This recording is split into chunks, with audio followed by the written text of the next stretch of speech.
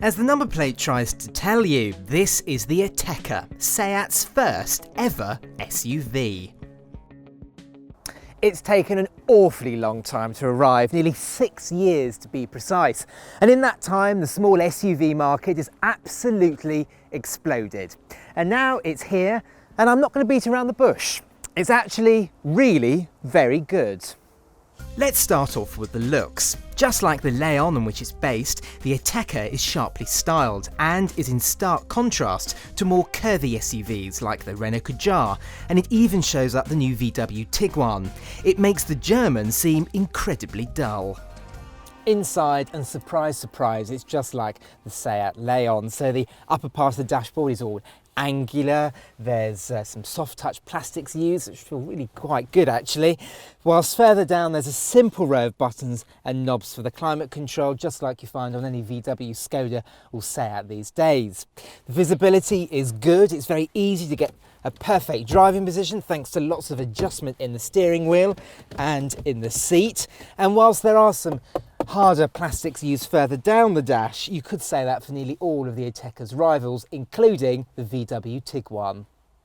There are just 3 trims to choose from, with entry-level cars getting air conditioning, 16-inch alloy wheels, a 5-inch touchscreen, 7 airbags and autonomous emergency braking.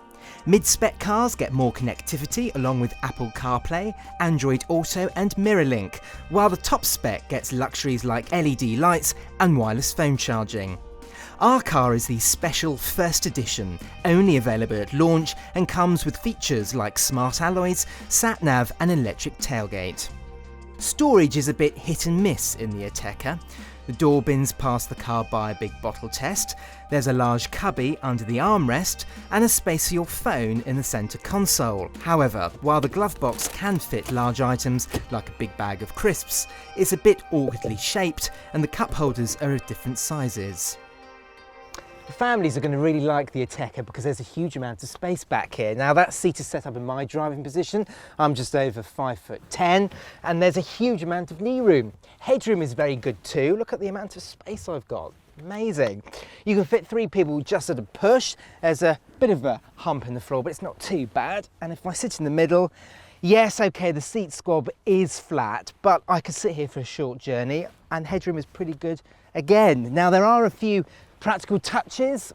There's a couple of cup holders here, which also doubles up as a ski hatch, which is great.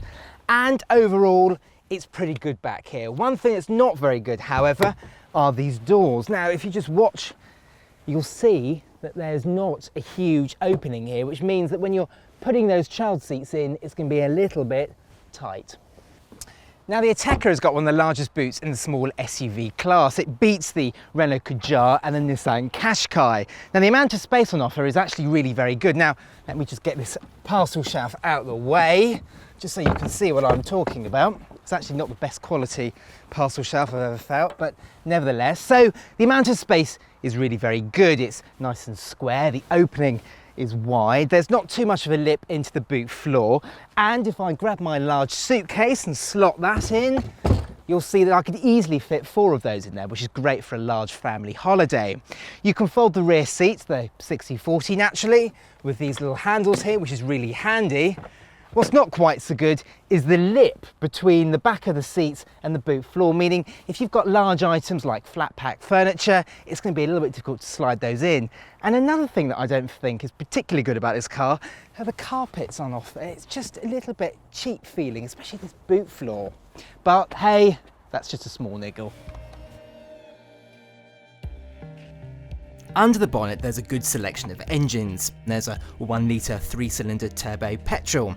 SEAT says it returns 54.3 mpg and emits 121 grams per kilometre of CO2, which is impressive for such a small engine in a relatively large car. But it feels a little underpowered, so the 1.4 turbo petrol is the best option. However, it's the diesels that most will go for, and there's a 1.6, 148 brake horsepower 2-litre with front or 4-wheel drive, or 187 brake horsepower 2-litre that comes with 4-wheel drive and a 7-speed automatic dual-clutch gearbox. There could even be a performance Cupra model sometime in the future. This is the 1.6 litre diesel, and it's a perfectly decent engine. With 114 brake horsepower, it's not massively powerful, so it does require you to use this 6-speed manual gearbox. It's just a bit of a shame then that it's a bit notchy to use. However, on paper, this is the greenest engine to buy. CO2 emissions are 112 grams per kilometre, and claimed fuel economy is 65.7. However, if I look at my trip computer, we're doing about 41 mpg, so it's not massively economical. If low running costs are your priority, then go for this engine. If they're not, then I recommend going for the lower powered 2 litre diesel, because with that extra power and cc's, it's just a little bit more refined and smoother. SEAT's Leon is regarded by us as one of the best handling hatchbacks you can buy, and the Ateca is no different. It's right at the top of the class with the Ford Kuga, thanks to an agile chassis, and for a high-rise SUV, it feels involving and quite fun to drive. The Ateca is also really refined. There is a little bit of wind noise, but you're very well insulated from the diesel engine up front. Overall, the Ateca is well built, comfortable, and has the right amount of driver involvement, so it's not bland and boring, something you can't say about the VW Tiguan. Overall, it's very hard to criticise the Ateca. There are small niggles, like a slightly firm ride, but the payoff is good body control. The Ateca isn't class-leading to run, and it's really only the top-spec cars that look good. The entry-level S looks quite dull inside and out, but the Ateca is good value for money, as it undercuts its nearest rivals quite noticeably. One look at the Ateca model range and it's clear that if you want a reasonably priced great all-rounder, the entry-level car is fine, but if you want a dash of sparkle, then you'll have to pay for it.